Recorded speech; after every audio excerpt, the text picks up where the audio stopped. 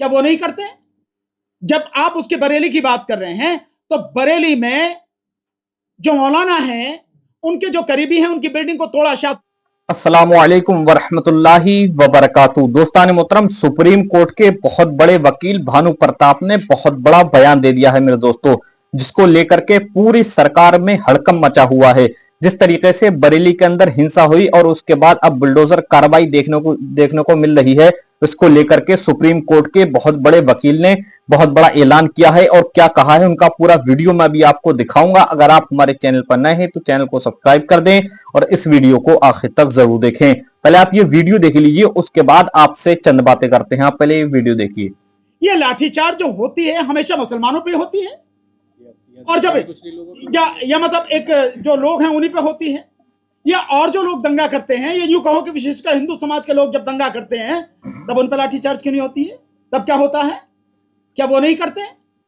जब आप उसके बरेली की बात कर रहे हैं तो बरेली में जो मौलाना हैं, उनके जो करीबी हैं, उनकी बिल्डिंग को तोड़ा। शायद तोड़ दिया गया, मुझे जानकारी नहीं है, अभी तक बुलडोजर की बात चल रही थी, उस समय बुलडोजर चल गया। तो अब से पहले वो बिल्डिंग रातों रात तो बननी गई थी। कोई जिन्न तो आया नहीं था बनाने के लिए, कोई दूत तो आया नहीं था बनाने के लिए, क्या रातों रात उस बिल्डिंग को खड़ी करके सालों से वो बिल्डिंग बन रही थी। बिल्डिंग बनने किसने दी? वो प्रशासन के लोग कहां हैं? वो वहां के बरेली अथॉरिटी वगैरह के जो लोग होंगे, जो कॉर्पोरेशन के लोग होंगे, वहां के डीएम वगैरह होंगे, कलेक्टर जो हैं, वो कहां थे? वो किस बिल में घुसे हुए थे?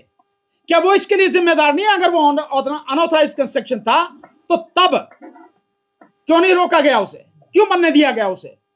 और आज आप तौकीर रजा साहब के खिलाफ ये सारी बातें करने के बाद में कि वो ये कर रहे हैं, वो कर रहे हैं, झूठे आरोप अपनी तरफ से मनगढ़ंत बना के सब लोगों को इकट्ठा किया जा रहा था, दंगा करने की वो कोशिश की जा रही थी, घेरने की कोशिश की जा रही थी। आज सब ये सब करके आप, क्योंकि आपके हाथ में ताकत है और आप ताकत के दम पर किसी को भी मिट्टी में मिला देते हो, वो ये सारी चीजें कर रहे हो, तो वो भी कानून के विरुद्ध सारा काम किया जा रहा है।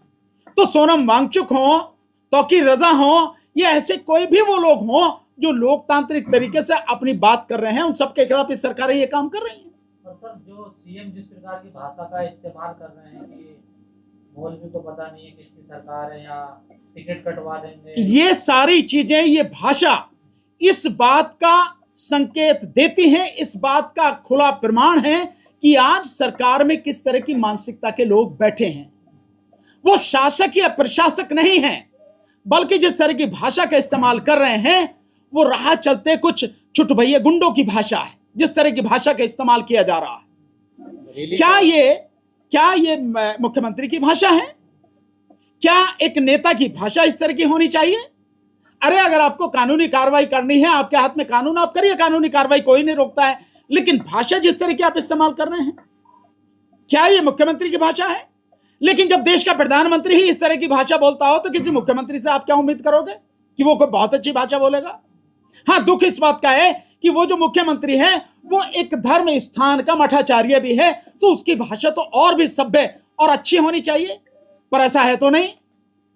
मुस्लिम ये कह रहे हैं कि हमें अकेला छोड़ दिया, विपक्ष ने जो हमसे वोट लेता है वो आज हमारे साथ खड़ा नहीं हो रहा। तो भैया ये विपक्ष से पूछो, हमसे थोड़ी, हमें तो वोट थोड़ी नहीं है। बरेली का जो मुद्दा है, बरेली का मुद्दा प्रायोजित है, वो प्रोजेक्टेड है।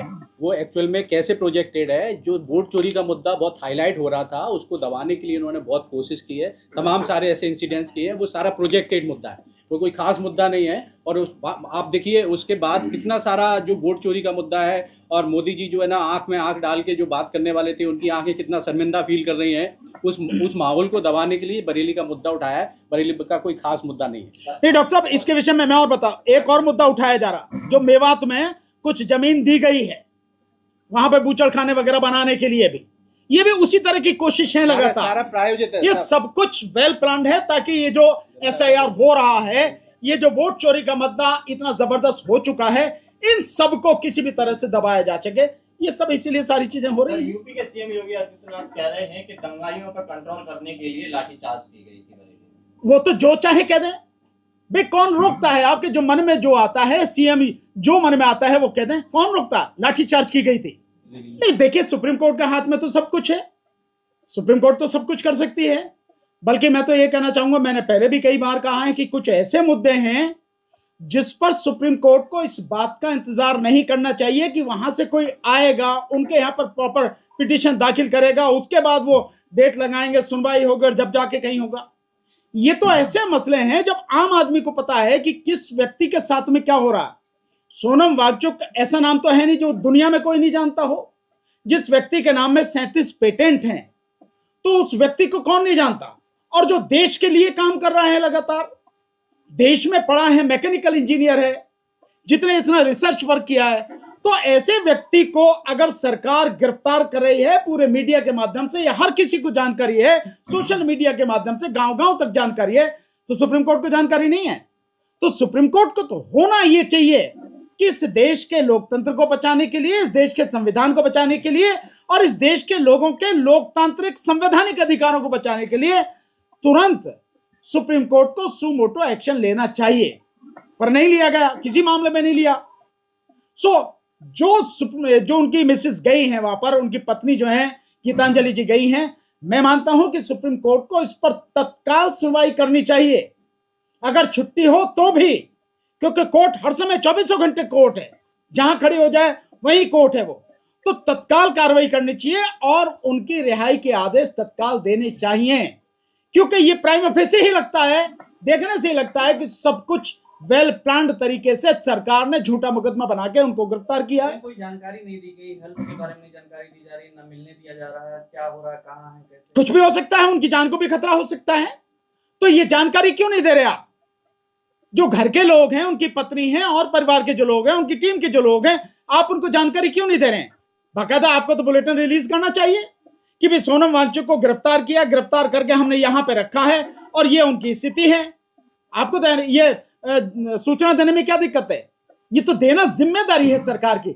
लेकिन जो सरकार इस देश के लोगों के लोकतांत्रिक अधिकारों को दफन करने में लगी है, जो सरकार इस देश के लोगों की जो बोलने की आजादी है उसको पूरी तरह से खत्म कर देना चाहती है, जिस सरकार ने यहां के जो है जो सूचना का अधिकार अधिनियम है उसको बिल्कुल मृत प्राय कर दिया है, खत्म कर दिया है, जो सरकार अपनी गुंडागर्दी चलाने के लिए यूएपीए का, एनएसए का दुरुपयोग कर रही है और लोगों के खिलाफ जबरदस्ती झूठी एफआईआर कर रही है, उनको गिरफ्तार करके जेल में भेज रही है, उस सरकार से उम्मीद और भी क्या हो सकती है?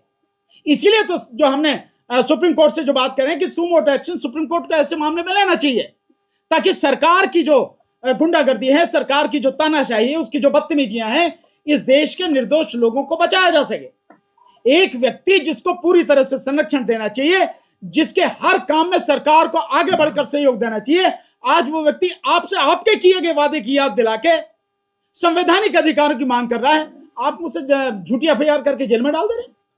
जो सोनम वांगचुक माइनस डिग्री में रहने वाले शख्स हैं और उनको जोधपुर में सबसे गर्म स्थान पर ले जाकर बंद किया गया है। निश्चित रूप से इसके पीछे कहीं ना कहीं ये मानसिकता होगी, उनको प्रताड़ित करने की मानसिकता होगी।